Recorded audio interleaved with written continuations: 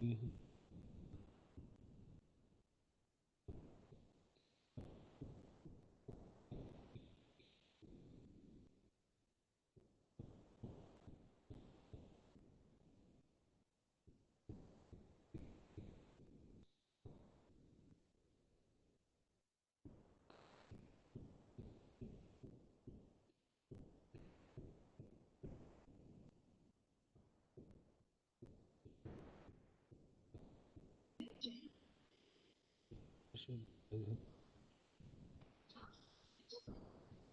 ಕಲಂಕ ನಿರೂಪ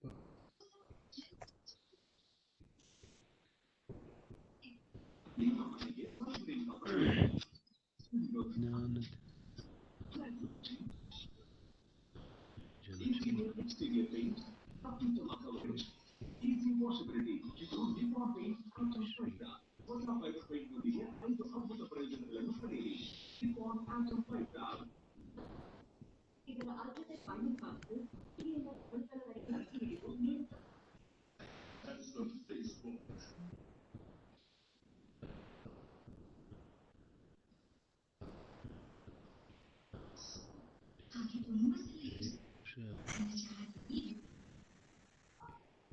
ಜಯ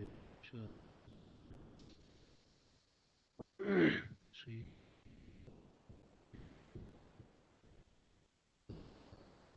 ಜನ G low ಶ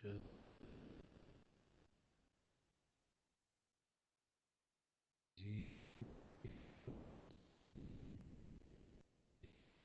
ಸ ಜಿ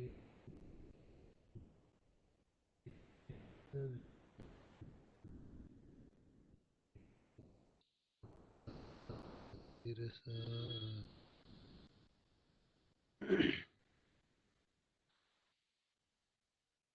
ಆಚರಣೆಯಿಂದ ಗಮನಕ್ಕೆ ಬಂದಿರುವ ಚರ್ಚೆಯ ಸಂಗ್ರಹ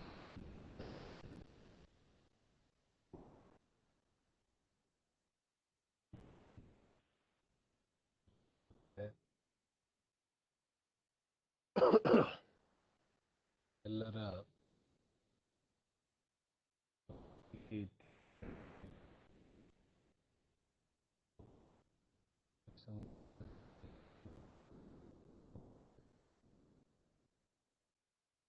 ಇಲ್ಲೂ ಯಾರಿಗೆ ದ್ರವ್ಯ ಸಂಗ್ರಹದ ಸಾಧ್ಯತೆ ಇದೆ ಇದೆ ಕೂಡ ಇದರಿಂದ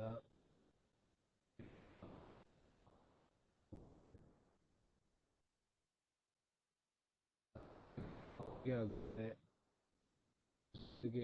ಹೊಸ ವಿಚಾರ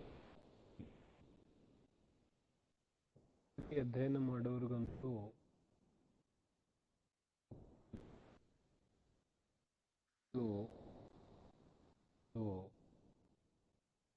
ಆದಂತಹ ಅಡಿಪಾಯವನ್ನ ದಿನ ಅಧ್ಯಯನಕ್ಕೋಸ್ಕರ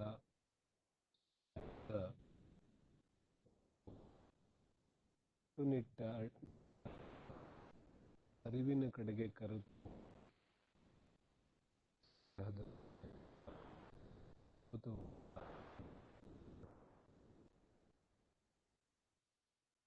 ಬಹುತೇಕವಾಗಿ ಜೈನ ಧರ್ಮದಲ್ಲಿ, ಮುಖ್ಯವಾಗಿ ದಿಗಂಬರ ಜೈನ ಧರ್ಮದಲ್ಲಿ ಅಧ್ಯಾಯ ಅಂತ ವಿಚಾರ ಬಂದಾಗ, ಅಧ್ಯಾಯ ಪ್ರೇಮಿಗಳು ಅಂತ ವಿಚಾರ ಬಂದಾಗ, ಮಾಡೋರು ಅಂತ ಹೇಳಿದಾಗ ದ್ರವ್ಯ ಸಂಗ್ರಹದ ಸ್ವಾಧ್ಯಾಯ ಮಾಡಿಲ್ದೇನೆ ಇರುವಂತವರು ಬಹಳ ಕಡಿಮೆ ಜನ ಸಿಗ್ತಾರೆ. ಅಥವಾ ದ್ರವ್ಯ ಸಂಗ್ರಹದ ಹೆಸರಂತೂ ಎಲ್ಲರೂ ಕೂಡ ಕೇಳ್ತಾ ಇರ್ತಾರೆ. ಅವರವರ ಒಂದು ಹಂತದಲ್ಲಿ ಅದರ ಸ್ವಾಧ್ಯಾಯವನ್ನು ಮಾಡ್ತಾರೆ. ಉತ್ತರ ಭಾರತ, ದಕ್ಷಿಣ ಭಾರತ, ಸಂಪೂರ್ಣ ಭಾರತ ದಿಗಂಬರ ಜೈನ ಸಮಾಜದಲ್ಲಿ ಅತ್ಯಂತ ಪ್ರಮುಖವಾದ ಸ್ಥಾನವನ್ನ ಈ ದ್ರವ್ಯ ಸಂಗ್ರಹ ಮೂಲಭೂತವಾದಂತಹ ಅಧ್ಯಯನವನ್ನು ಮಾಡಬೇಕಾದ್ರೆ, ಜೈನ ಧರ್ಮವನ್ನು ಬೇಸಿಕ್ಕಿಂದ ಕಲಿಬೇಕಾದ್ರೆ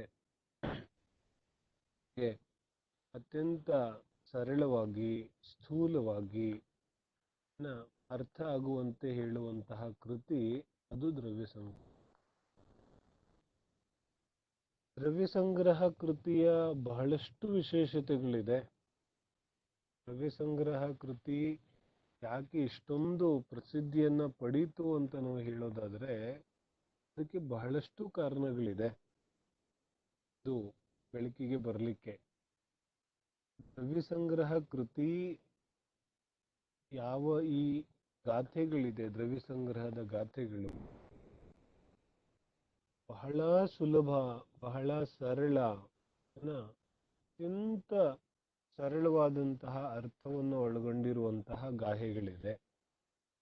ಯಾವ ದೃಷ್ಟಿಯಿಂದ? ದ್ರವ್ಯ ಸಂಗ್ರಹ ಮೇಲ್ನೋಟಕ್ಕೆ ನೋಡಿದಾಗ ಬಹಳ ಸರಳ ಮತ್ತು ಸುಲಭವಾದಂತಹ ಒಂದು ಬಾಲಬೋಧಗಮ್ಯವಾದಂತಹ ಒಂದು ಅದ್ಭುತವಾದ ಕೃತಿ. ಯಾರೇ ಸ್ವಲ್ಪ ಜ್ಞಾನ, ಜೈನ ಧರ್ಮದ ಸ್ವಲ್ಪ ಜ್ಞಾನ ಇದ್ದವರು ಕೂಡ ಈ ದ್ರವ್ಯ ಸಂಗ್ರಹವನ್ನ ಓದಬಹುದು. ಪ್ರಾಕೃತದಲ್ಲಿ ಗಾಹೆಗಳನ್ನ ಬರೆದಿದ್ರು ಕೂಡ ಈ ಪ್ರಾಕೃತ ಗಾಹೆಗಳನ್ನ ನಾವು ಕನ್ನಡದಂತೆ ಓದಬಹುದು. ಅಷ್ಟು ಸುಲಭವಾದಂತಹ ಶಬ್ದಗಳು, ಶಬ್ದ ಪ್ರಯೋಗ ಅಷ್ಟು ಸುಲಭ ಇದೆ. ನಾವು ಪ್ರಾಕೃತ ಭಾಷೆಯನ್ನ ಕಲಿಸುವಾಗ, ಪ್ರಾಕೃತ ಭಾಷೆಯನ್ನ ಕಲಿಯುವಾಗ ಪ್ರಾಕೃತ ಭಾಷೆಯ ಇತಿಹಾಸವನ್ನ ನೋಡೋದಾದ್ರೆ, ನಾನು ಯಾವಾಗ್ಲೂ ಒಂದು ವಿಷಯವನ್ನ ಹೇಳ್ತಾ ಇರ್ತೇನೆ. ಪ್ರಾಕೃತ ಭಾಷೆಯ ಇತಿಹಾಸವನ್ನ ನೋಡಿದಾಗ ಅನೇಕ ಪ್ರಕಾರದ ಪ್ರಾಕೃತಗಳು ನಮಗೆ ಸಿಗುತ್ತೆ. ಪ್ರಾಕೃತ ಒಂದೇ ಇಲ್ಲ, ಪ್ರಾಕೃತದಲ್ಲಿ ಅನೇಕ ಭೇದಗಳಿದೆ. ಅಲ್ಲಿ ಇದೆಯಲ್ಲ, ಮೈಸೂರು ಕನ್ನಡ, ಬೆಳಗಾವಿ ಕನ್ನಡ, ಹೀಗೆ ಕನ್ನಡದಲ್ಲೂ ಅನೇಕ ಭೇದಗಳಿದೆಯಲ್ಲ. ಹಾಗೆ ಕ್ಷೇತ್ರಕ್ಕೆ ಅನುಸಾರವಾಗಿ ಪ್ರಾಕೃತದಲ್ಲೂ ಕೂಡ ಬಹಳ ಭೇದಗಳಿತ್ತು. ಅದಕ್ಕೆ ನಾವು ಪಾಲಿ ಅಂತ ಕರಿಬಹುದು, ಅರ್ಧ ಮಾಗದಿ ಅಂತ ಕರಿಬಹುದು, ಪೈಶಾಚಿ ಅಂತ ಕರಿಬಹುದು, ಮಾಗದಿ ಅಂತ ಕರಿಬಹುದು, ಮಹಾರಾಷ್ಟ್ರ ಅಂತ ಕರಿಬಹುದು, ಅವಧ, ಅವಂತಿಜ, ಉಜ್ಜೆ, ಅನೇಕ ಪ್ರಕಾರದ ಒಂದು ಪ್ರಾಕೃತಗಳು ನೋಡ್ಲಿಕ್ಕೆ ಸಿಗುತ್ತೆ. ಇಷ್ಟೆಲ್ಲ ಪ್ರಾಕೃತಗಳಲ್ಲಿ ಜೈನಾಗಮಗಳು ಯಾವ ಪ್ರಾಕೃತದಲ್ಲಿ ಬರೆದಿದ್ದಾರೆ, ದಿಗಂಬರ ಜೈನಾಗಮಗಳನ್ನ ಯಾವ ಪ್ರಾಕೃತದಲ್ಲಿ ಬರೆದಿದ್ದಾರೆ? ಅದಕ್ಕುತ್ತರ ಏನು? ದಿಗಂಬರ ಜೈನಾಗಮಗಳನ್ನ ಶೌರಸೇನಿ ಪ್ರಾಕೃತದಲ್ಲಿ ಬರೆದಿದ್ದಾರೆ. ಅನೇಕ ಪ್ರಕಾರದ ಪ್ರಾಕೃತಗಳಿದೆ.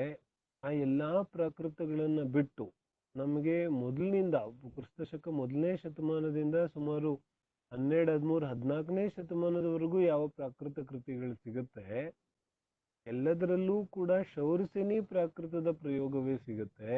ಇನ್ನಾವ ಪ್ರಾಕೃತಗಳ ಬಳಕೆ ನಮಗೆ ವಿಶೇಷವಾಗಿ ಸಿಗೋದಿಲ್ಲ. ಅದಕ್ಕೆ ಕಾರಣ ಏನು? ಶ್ವೇತಾಂಬರ ಆಗಮಗಳನ್ನ ನೋಡಿದ್ರೆ ಅಲ್ಲಿ ಅರ್ಧ ಮಾಗದಿ ಇದೆ. ಮಹಾವೀರ ಸ್ವಾಮಿಯ ದಿವ್ಯಧ್ವನಿಯ ಅರ್ಧ ಮಾಗದಿ ಭಾಷೆ ಅಲ್ಲ ಇದು. ಅರ್ಧ ಮಾಗದಿ ಇದು ಶೌರಸೇನಿಕ್ಕಿಂತನೂ ಆಧುನಿಕ ಭಾಷೆ ಅರ್ಧ ಮಾಗದಿ. ಆ ಅರ್ಧ ಮಾಗದಿ ಭಾಷೆಯಲ್ಲಿ ಶ್ವೇತಾಂಬರ ಆಗಮಗಳು ಸಿಗುತ್ತೆ. ದಿಗಂಬರ ಆಗಮಗಳು ಶೌರಸೇನಿ ಪ್ರಾಕೃತದಲ್ಲಿ ಸಿಗುತ್ತೆ. ಶೌರಸೇನಿ ಪ್ರಾಕೃತವನ್ನ ಯಾಕೆ ಆಯ್ಕೆ ಮಾಡ್ಕೋತಾರೆ? 2 ಮುಖ್ಯವಾದ ಕಾರಣಗಳಿದೆ. ಇನ್ನು ನಾನು ಮೊದಲೇ ಕೆಲವು ವಿಚಾರಗಳನ್ನ ಹೇಳ್ತೇನೆ ನಮ್ಮ ಮುಂದಿನ ಸ್ವಾಧ್ಯಾಯದ ಒಂದು ರೀತಿಯ ಬಗೆಗೆ. ನಾವು ಇನ್ನು ಮುಂದೆ ಸ್ವಾಧ್ಯಾಯ ಯಾವ ರೀತಿಯಾಗಿ ಮಾಡೋರಿದ್ದೀವಿ ಅಂತ ಹೇಳಿದ್ರೆ, ಸ್ವಲ್ಪ ಸ್ವಲ್ಪ ಸಾಹಿತ್ಯಿಕ ವಿಚಾರಗಳು, ಸ್ವಲ್ಪ ಸ್ವಲ್ಪ ಭಾಷಾತ್ಮಕ ವಿಚಾರಗಳು, ಅದರ ಜೊತೆಗೆ ಮುಖ್ಯವಾಗಿ ಆಧ್ಯಾತ್ಮಿಕ ವಿಚಾರಗಳನ್ನ ತಗೊಂಡು ನಾವು ಅಧ್ಯಯನವನ್ನ ಮಾಡೋದಿದೆ. ಅಂದ್ರೆ ಸಂಪೂರ್ಣವಾಗಿ ಸಾಂಗರೂಪಕವಾಗಿ.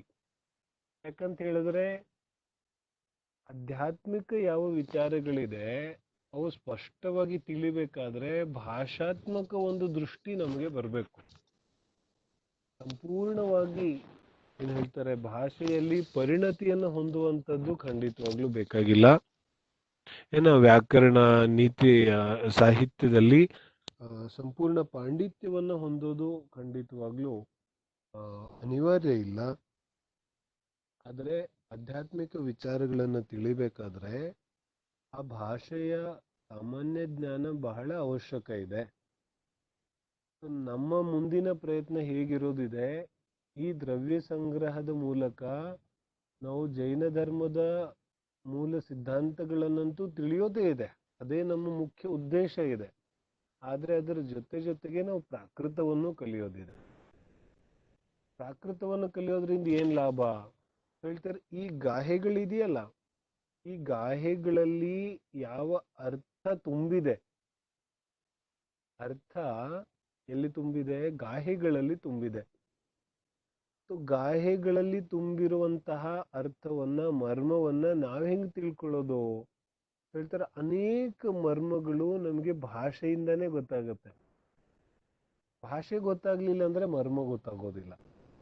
ಅನೇಕ ನಾವು ಮೂಲ ಗಾಹೆಯನ್ನು ಓದಿ ಕನ್ನಡದಲ್ಲಿ ಕೆಳಗಡೆ ಕನ್ನಡದ ಅನುವಾದ ಇರುತ್ತೆ, ಹಿಂದಿ ಅನುವಾದ ಇರುತ್ತೆ. तो उस अनुवाद को पढ़ करके, है ना, अनुवाद को पढ़ करके हम लोग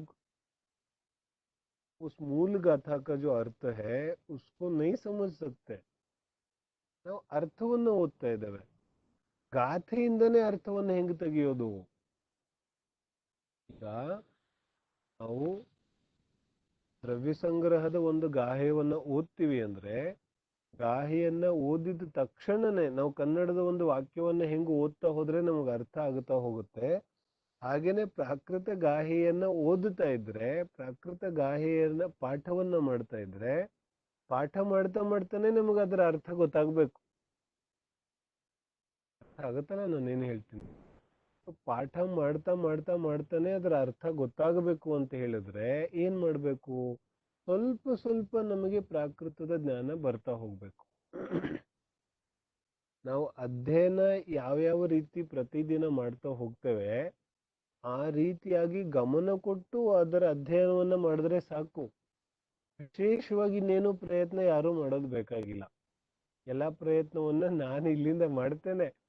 ಆದ್ರೆ ಎಲ್ಲರ ಕರ್ತವ್ಯ ಏನು ಅಂದ್ರೆ, ಪ್ರತಿದಿನ ನಾವು ಏನು ಅಧ್ಯಾಯ ಮಾಡ್ತೇವೆ ಅದನ್ನ ತುಂಬಾ ಗಮನ ಕೊಟ್ಟು ಕೇಳಿ, ಒಂದಲ್ಲ ಎರಡು ಸಲ ಕೇಳಿ ಅದನ್ನ ಅರ್ಥ ಮಾಡ್ಕೊಂಡು ಅದನ್ನ ಧಾರಣೆ ಮಾಡ್ಕೋಬೇಕು.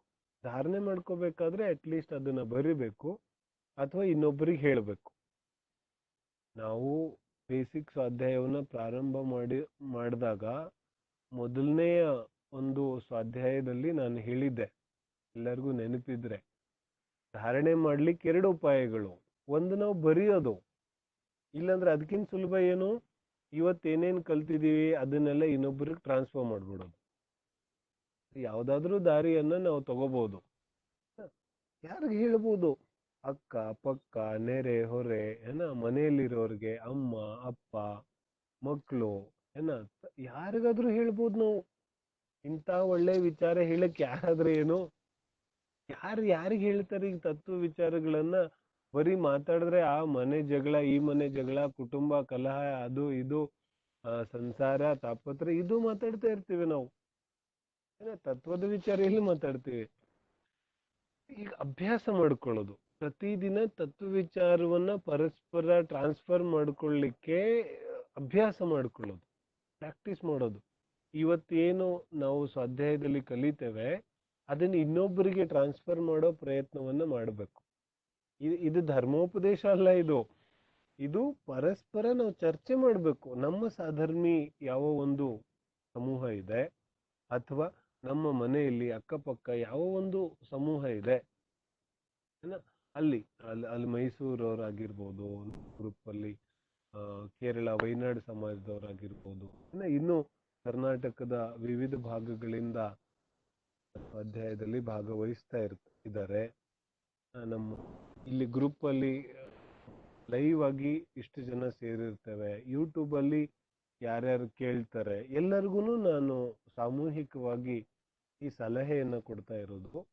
ಪ್ರತಿದಿನ ನಾವ್ ಏನೇನ್ ಸ್ವಾಧ್ಯಾಯದಲ್ಲಿ ಕಲಿತೇವೆ ಅದನ್ನ ಪ್ರತಿದಿನ ತಪ್ಪದೇನೆ ನಾವು ಗ್ರೂಪ್ ಅಲ್ಲಿ ಅದರ ಒಂದು ಪ್ರಯತ್ನವನ್ನ ನಾವು ಮಾಡಿದ್ವಿ. ಆದ್ರೆ ಅದನ್ನ ಕಂಟಿನ್ಯೂ ಮಾಡ್ಲಿಕ್ಕೆ ಸ್ವಲ್ಪ ಸಮಯಾಭಾವದಿಂದ ಕಷ್ಟ ಆಗುತ್ತಿದೆ. ಆದ್ರೂ ನಾನು ಕೂಡ ಪ್ರಯತ್ನ ಮಾಡ್ತೇನೆ ಗ್ರೂಪ್ ಅಲ್ಲಿ ಪ್ರಶ್ನೋತ್ತರಗಳ ಒಂದು ಕಾರ್ಯಕ್ರಮವನ್ನ ಕ್ರಮವಾಗಿ ನಡೆಸೋದಕ್ಕೆ. ಕಾರಣಾಂತರಗಳಿಂದ ಪ್ರಶ್ನೋತ್ತರಗಳು ನಡೀದೇ ಹೋದ್ರೂ ಕ್ರಮಪೂರ್ವಕವಾದ ಅಧ್ಯಯನವನ್ನಂತೂ ನಾವು ದಿನಾಲೂ ಮಾಡ್ತೇವೆ. ಆ ಅಧ್ಯಯನದಲ್ಲಿ ನಾವು ಪ್ರತಿದಿನ ಏನು ಕಲಿತೇವೆ ಅದನ್ನ ಪ್ರತಿದಿನಕ್ಕೆ ಅಲ್ಲಿಗೇನೆ ನಾಳೆ ಮಾಡ್ತೀವಿ ಅಂದ್ರೆ ಆಗೋದಿಲ್ಲ. ಇವತ್ತಿನ ಸ್ವಾಧ್ಯಾಯದ ವಿಚಾರ ಇವತ್ತೇನೆ ಅದರ ಒಂದು ಧಾರಣೆ ಆಗಬೇಕು. ನಾಳೆ ಮಾಡ್ತೀವಿ ಅಂದ್ರೆ ವಿಷಯ ಮುಂದೆ ಹೋಗುತ್ತೆ. ಬರೀ ಒಂದು ದಿನ ವಿಷಯ ಮುಂದೆ ಹೋಗ್ಬಿಟ್ರೆ ಇನ್ನು ಮುಂದಿನ ಒಂದು ವಾರದ ವಿಷಯ ಕೂಡ ನಮಗೆ ಸರಿಯಾಗಿ ಧಾರಣೆ ಆಗೋದಿಲ್ಲ, ಎಲ್ಲ ಮಿಕ್ಸ್ ಆಗ್ಬಿಡುತ್ತೆ.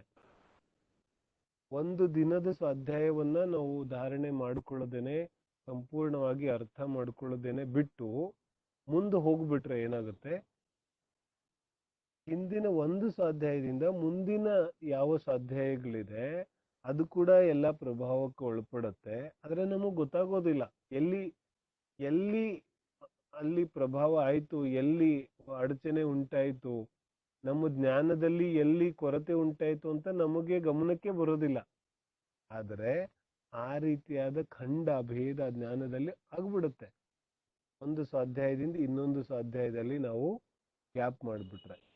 ಹಾಗಾಗಿ ಪ್ರತಿದಿನದ ಸ್ವಾಧ್ಯಾಯವನ್ನ ಪ್ರತಿದಿನ ಧಾರಣೆ ಮಾಡಿಕೊಳ್ಳುವಂತಹ ಪ್ರಯತ್ನ ಮಾಡಿದ್ರೆ ಅದರಿಂದ 2 ಲಾಭ ಇದೆ.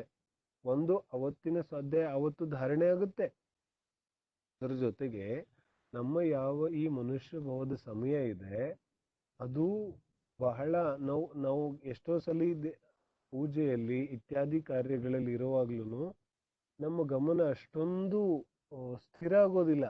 ಆದ್ರೆ ಸ್ವಾಧ್ಯಾಯದಲ್ಲಿ ನಮ್ಮ ಚಿತ್ತ ಮತ್ತಷ್ಟು ಸ್ಥಿರ ಆಗುತ್ತೆ.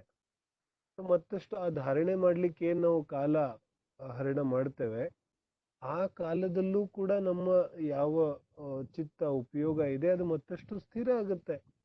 ಅದರಿಂದ ಕೂಡ ನಮಗೆ ಲಾಭ ಆಗುತ್ತೆ.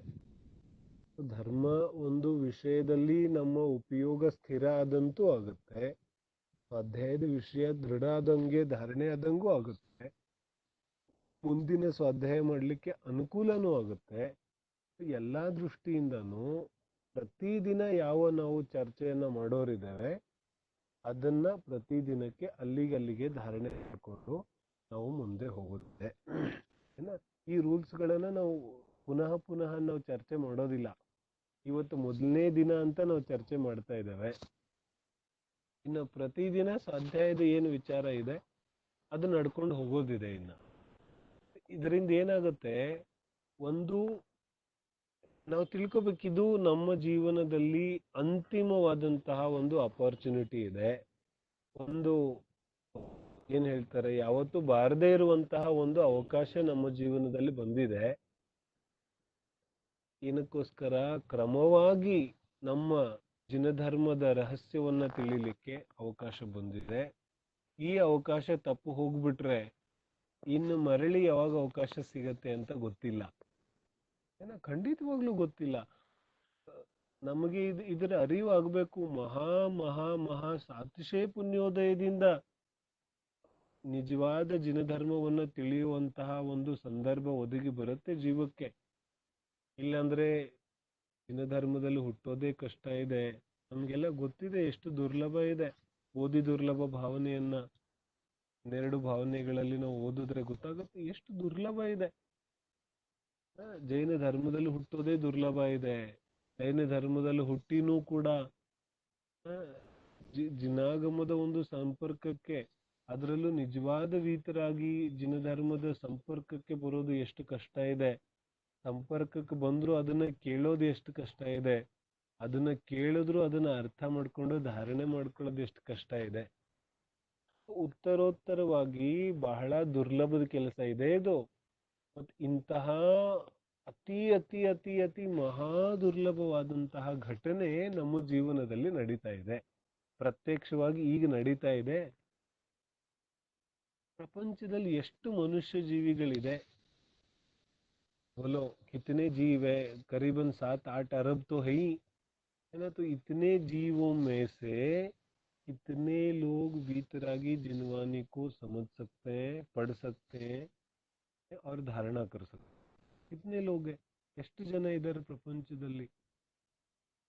ಪ್ರಪಂಚವನ್ನ ನಾವು ಬಿಟ್ರು ಇಡೀ ಜೈನ ಸಮಾಜದಲ್ಲಿಯೇ ನಾವು ನೋಡಿದ್ರೆ, ನಮ್ಮ ಅಕ್ಕಪಕ್ಕವನ್ನೇ ನೋಡಿದ್ರು ವೀತರಾಗಿ ಜಿನಾಗಮವನ್ನ ತಿಳಿಯೋದ್ರ ಕಡೆಗೆ ಗಮನ ಎಷ್ಟು ಹೋಗುತ್ತೆ. ಧರ್ಮದ ಹೆಸರಲ್ಲಿ ನಾವು ಏನೇನೋ ಮಾಡ್ತಾ ಇರ್ತೇವೆ, ಆದ್ರೆ ಆ ನಿಜವಾದ ಮರ್ಮವನ್ನ ತಿಳಿಯೋದ್ರ ಕಡೆಗೆ ನಮಗೆ ಅವಕಾಶನೂ ಬಂದಿರೋದಿಲ್ಲ, ಆ ಕಡೆ ಗಮನನೂ ಹೋಗೋದಿಲ್ಲ.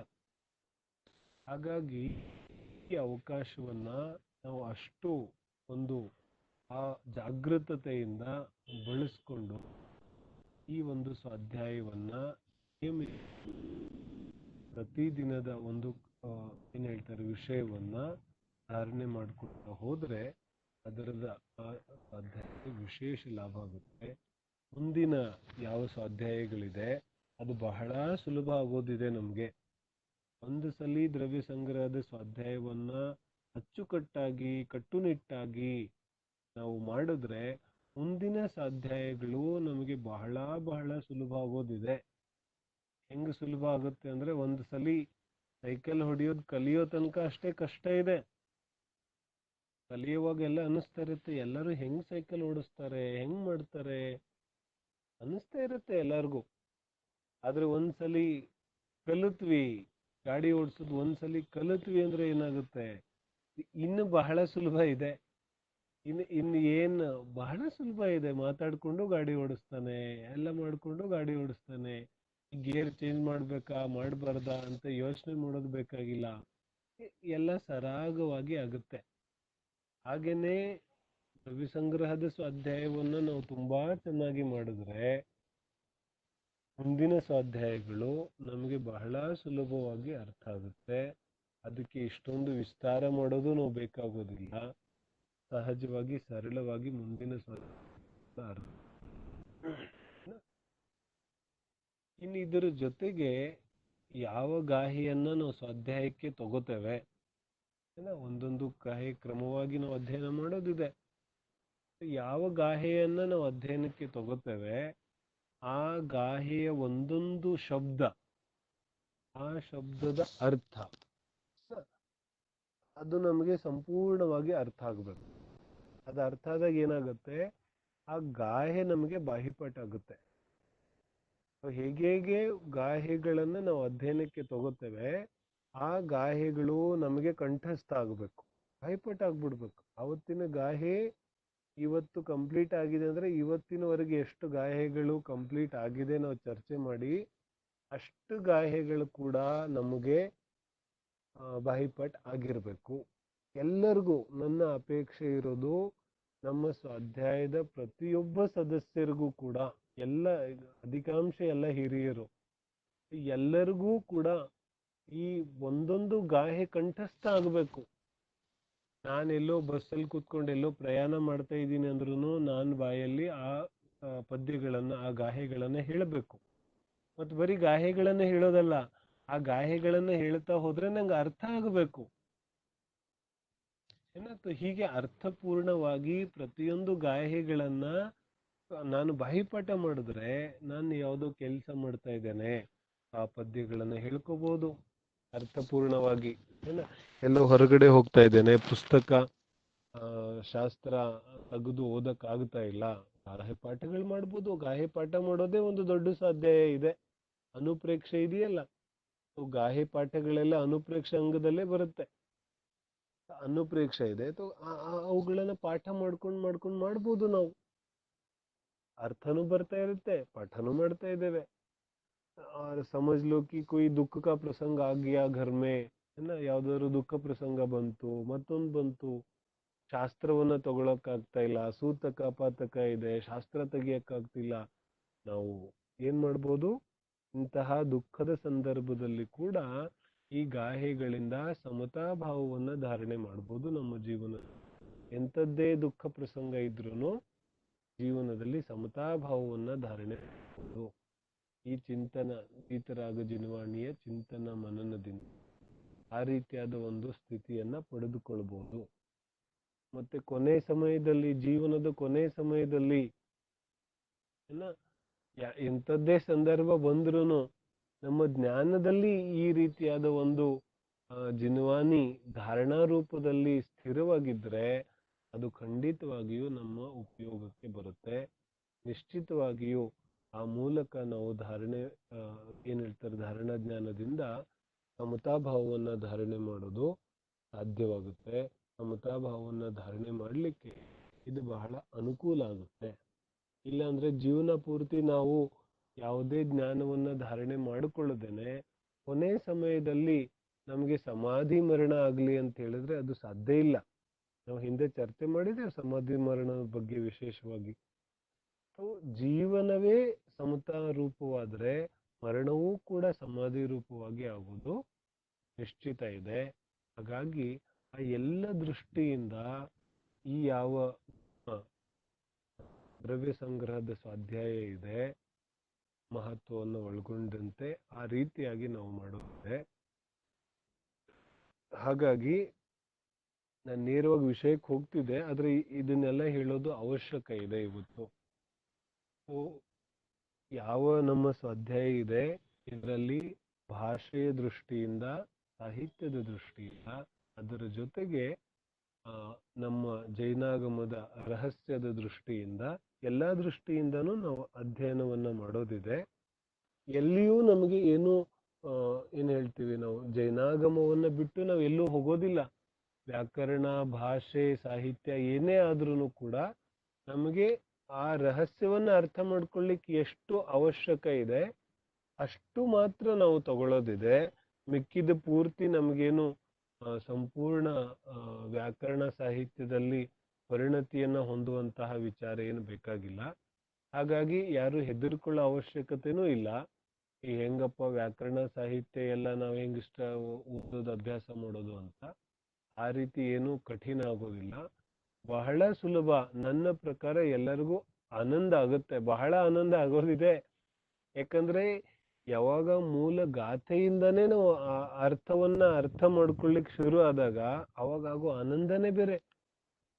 ಯಾಕಂದ್ರೆ ಮೂಲ ಆಚಾರ್ಯರು ಯಾವ ತಮ್ಮ ಸ್ವಹಸ್ತದಿಂದ ಬರೆದಿರುವಂತಹ ಯಾವ ಅವರ ಸ್ವ ಶಬ್ದಗಳಿದೆ ಅವರ ಮೂಲ ಶಬ್ದಗಳಿಂದಾನೇ ನಾವು ಅರ್ಥ ಮಾಡ್ಕೊಂಡ್ರೆ ಅದರಿಂದ ಆಗುವಂತಹ ಆನಂದವೇ ವಿಶೇಷವಾದದ್ದು. ಅದರ ಜೊತೆಗೆ ನಮಗೆ ಯಾವ ಸಂದೇಹಗಳಿದೆ, ಮೊನ್ನೆ ಭಾನುವಾರ ದಿನ ಒಂದು ಪ್ರಶ್ನೆ ಕಾರ್ಯಕ್ರಮ ಇತ್ತಲ್ಲ, ಅವಾಗ್ಲೂ ಒಂದೆರಡು ಪ್ರಶ್ನೆಗಳು ಬಂದಿತ್ತು ಇದೇ ರೀತಿಯಾಗಿ. ವಿವಾದಗಳಾಗುತ್ತೆ, ಒಬ್ಬರು ಒಂದು ಹೇಳ್ತಾರೆ, ಒಬ್ಬರಿಗೊಂದು ಕೇಳಿದ್ರೆ ಒಬ್ರು ಒಂಥರ ಹೇಳ್ತಾರೆ, ಇನ್ನೊಬ್ರು ಇನ್ನೊಂದ್ ತರ ಹೇಳ್ತಾರೆ, ಏನ ವಿವಾದಗಳು ಉಂಟಾಗತ್ತೆ, ನಮ್ಗೆ ಯಾವ್ದು ಸರಿ ಅಂತ ಗೊತ್ತಾಗೋದಿಲ್ಲ. ಇದೆಲ್ಲ ಪ್ರಶ್ನೆಗಳು ಬರುತ್ತಲ್ಲ, ಇದೆಲ್ಲ ಇನ್ನು ನಮಗ್ ಪ್ರಶ್ನೆಗಳೇ ಬರೋದಿಲ್ಲ. ಯಾಕಂದ್ರೆ ನಾವು ಯಾರದ್ದು ಕೇಳೋದೇ ಬೇಕಾಗಿಲ್ಲ, ಆಚಾರ್ಯರ ಮೂಲ ಶಬ್ದಗಳಿಂದಾನೇ ನಮಗ್ ಅರ್ಥ ಆಗುತ್ತಾ ಇದೆ. ಇನ್ನು ಅದ್ರಲ್ಲಿ ಯಾರು ಮೀಡಿಯೇಟರೇ ಬೇಕಾಗಿಲ್ಲ ನಮ್ಗೆ. ಆಚಾರ್ಯರ ಜೊತೆಗೆ ನಾವು ನೇರವಾಗಿ ಮಾತಾಡಬಹುದಿದೆ. ನೇಮಿಚಂದ್ರ ಸಿದ್ಧಾಂತಿ ದೇವ್ ಏನ್ ಹೇಳ್ತಾ ಇದ್ದಾರೆ ಅವ್ರ ಜೊತೆಗೆ ನಾವು ನೇರ ಸಂವಾದವನ್ನು ಮಾಡೋದಿದೆ. ಅದ್ರ ಮಧ್ಯದಲ್ಲಿ ಇನ್ಯಾರನ್ನೂ ಕರ್ಕೊಂಡ್ ಬರೋದಿಲ್ಲ. ಅರ್ಥ ಆಗತ್ತೆ? ಅದು ಅನುವಾದ ಇರ್ಬೋದು, ಅದು ಇನ್ನೊಂದು ಇರ್ಬೋದು, ಅದು ಎಲ್ಲವನ್ನು ನಾವು ತಗೊಳ್ಳೋಣ. ಆದ್ರೆ ಆ ಮೂಲ ಯಾವ ಗಾಹೆಯ ಶಬ್ದಗಳಿದೆ, ಆಚಾರ್ಯರ ಯಾವ ಮೂಲ ವಚನಗಳಿದೆ, ಅದನ್ನ ತಿಳ್ಕೊಳ್ಳಿಕ್ಕೆ ನಾವು ಯಾವ ಮೀಡಿಯೇಟರ್ನು ಇದರಲ್ಲಿ ತಗೋಬಾರ್ದು. ನೇರವಾಗಿ ಆಚಾರ್ಯರ ವಚನಗಳನ್ನ, ಗಾಹೆಗಳನ್ನ ಅರ್ಥ ಮಾಡ್ಕೊಂಡ್ರೆ ಆಗ ನಿಜವಾಗ್ಲೂ ನಾವು ಸ್ವಾಧ್ಯಾಯ ಮಾಡೋದು ನಿಜವಾಗ್ಲೂ ಸಾರ್ಥಕ ಆಗುತ್ತೆ. ಅದರಿಂದ ಬಹಳ ಆನಂದವೂ ಆಗುತ್ತೆ. ಪ್ರತಿದಿನ ನಾವೆಲ್ಲರೂ ಇದೇ ಒಂದು ಪದ್ಧತಿ ಇದೆ. ಎಲ್ಲರಿಗೂ ಮತ್ತೊಂದು ಸಲಹೆ ಏನು ಅಂತ ಹೇಳಿದ್ರೆ, ಇದಕ್ಕೋಸ್ಕರನೇ ಎಲ್ಲರೂ ತಮ್ಮ ತಮ್ಮ ವೈಯಕ್ತಿಕವಾದಂತಹ ಒಂದು ನೋಟ್ಬುಕ್ ಅನ್ನ ಮಾಡಿಕೊಂಡು ಅದರಲ್ಲಿ ಪ್ರತಿದಿನದ ಸ್ವಾಧ್ಯಾಯದ ವಿಷಯಗಳನ್ನ ಬರ್ಕೊಂಡು ಹೋಗ್ಲಿಕ್ಕೆ ಪ್ರಾರಂಭ ಮಾಡಿದ್ರೆ ಅದರಿಂದ ಮತ್ತಷ್ಟು ಅನುಕೂಲ ಆಗುತ್ತೆ. ಬರೆಯೋದು ಯಾಕೆ ಅಂತ ಹೇಳಿದ್ರೆ, ನಾವು ನಾನು 1 hour ಇಲ್ಲಿಂದ ಪ್ರವಚನದ ರೀತಿಯಾಗಿ ಪ್ರವಚನವನ್ನ ಮಾಡಿದ್ರೆ ಅದರಿಂದ ಬಹುತೇಕ ಅಧಿಕ ಲಾಭ ಎಲ್ಲರಿಗೂ ಆಗೋದಿಲ್ಲ. ನಾನು 1 ಅವರ್ ಮಾತಾಡೋದು ವಿಶೇಷ ಇಲ್ಲ, ನಾನು 1 ಅವರ್ ಮಾತಾಡ್ಬೋದು, ಇಲ್ಲ ಅದಕ್ಕಿಂತ ಜಾಸ್ತಿನೂ ಮಾತಾಡ್ಬೋದು, ಅದರಲ್ಲಿ ಸಮಸ್ಯೆ ಇಲ್ಲ. ಆದರೆ ನನ್ನ ಅಪೇಕ್ಷೆ ಇರೋದು ಎಲ್ಲರಿಗೂ, ಪ್ರತಿಯೊಬ್ಬರಿಗೂ ಅದರ ಲಾಭ ಆಗಬೇಕು. ಪ್ರತಿಯೊಬ್ಬರಿಗೂ ಲಾಭ ಆಗಬೇಕು ಅಂದ್ರೆ ಬರೀ ನಾನು ಇಲ್ಲಿಂದ ಮಾತಾಡಿದ್ರೆ ಅಷ್ಟು ಸರಿ ಹೋಗೋದಿಲ್ಲ. ಎಲ್ಲಿ ಆ ಪದ್ಯಗಳ ಶಬ್ದಗಳಿದೆ, ಆ ಶಬ್ದಗಳಲ್ಲಿ ಒಂದೊಂದು ಶಬ್ದದ ಏನೇನು ಅರ್ಥ ಇದೆ, ಆ ರೀತಿಯಾಗಿ ಅರ್ಥ ಯಾಕೆ ಬಂತು ಇತ್ಯಾದಿ ವಿಚಾರಗಳನ್ನ ನಾವು ಯಾವಾಗ ಚರ್ಚೆ ಮಾಡ್ತೇವೆ, ಆಗ ನಮಗೆ ನಿಜವಾಗ್ಲೂ ಏನ್ ಹೇಳ್ತಾರೆ, ಆ ನೋಟ್ಬುಕ್ ಇಂದ ನಾವು ಅದನ್ನು ನೋಟ್ ಮಾಡ್ಕೊಂತ ಹೋದ್ರೆ ನಮಗೆ ಮತ್ತಷ್ಟು ಸ್ಪಷ್ಟವಾಗ್ತಾ ಹೋಗುತ್ತೆ. ಆ ರೀತಿಯಾದ ಒಂದು ಸ್ಪಷ್ಟತೆ ಎಲ್ಲರಿಗೂ ಬರಲಿ ಅನ್ನೋ ಉದ್ದೇಶ ಇರೋದ್ರಿಂದ ಎಲ್ಲರೂ ಒಂದೊಂದು ನೋಟ್ಬುಕ್ ಅನ್ನ ಮಾಡಿಕೊಂಡು ಅದರಲ್ಲಿ ಪ್ರತಿದಿನದ ಸ್ವಾಧ್ಯಾಯದ ಚರ್ಚೆಯನ್ನ, ಮುಖ್ಯ ಮುಖ್ಯ ಅಂಶಗಳನ್ನ, ಗಾಥೆಯ ಒಂದೊಂದು ಶಬ್ದದ ಅರ್ಥಗಳನ್ನ ಬರಿತಾ ಹೋದ್ರೆ ಆಗ ಅದರಿಂದ ನಮಗೂ ವಿಶೇಷವಾದ ಲಾಭ ಆಗುತ್ತೆ. ಹಾಗಾಗಿ ಎಲ್ಲರೂ ನಾವು ಈ ಒಂದು ಪದ್ಧತಿಯಿಂದ ಸ್ವಾಧ್ಯಾಯವನ್ನು ನಾಳೆಯಿಂದ ಇವತ್ತು ನಾವು ಕೇವಲ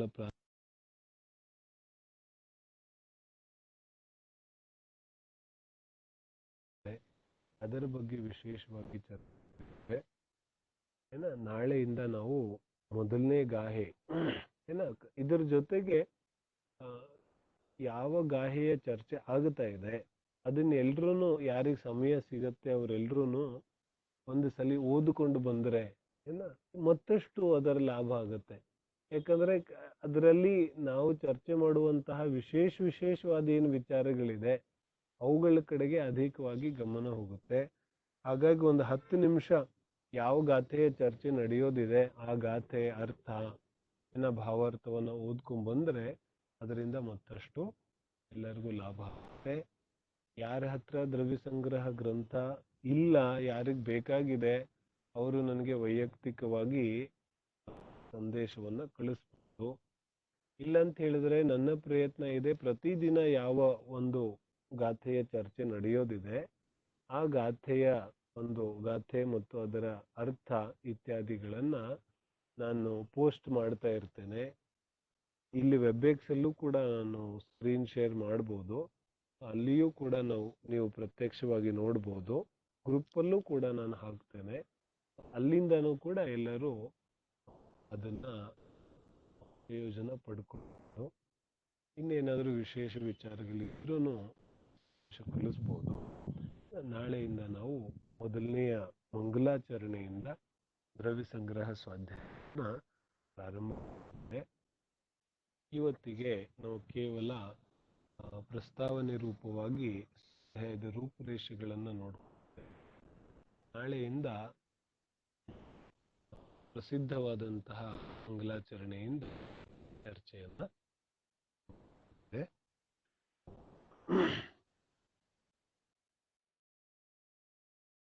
ಮಾಡೋದಿದೆ. ನಾಳೆಯಿಂದ ನಿಯಮಿತ ಪ್ರಾರಂಭ.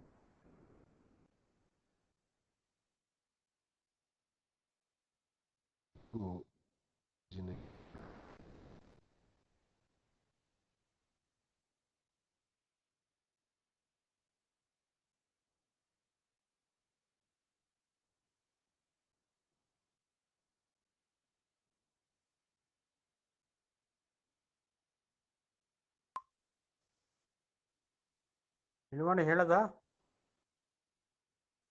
ಜಿನೋನಿ ಹೇಳಿ. ಈ ದಿನವಾಣಿಯ ಜ್ಞಾನದಲ್ಲಿ ಲೋಕಾಲೋಕವು ತಿಳಿಯುವುದು, ಆ ವಾಣಿಯು ಮಸ್ತಕಕ್ಕೇರಲಿ ಸತತವು ಎಚ್ಚರ ನೀಡುವುದು.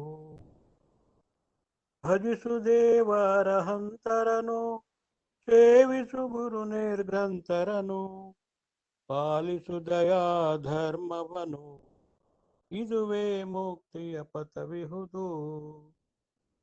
ಧರ್ಮದಿಂದ ಸಂಸಾರ ಸುಖ, ಧರ್ಮದಿ ದೊರೆಯುವುದು ನಿರ್ವಾಣ.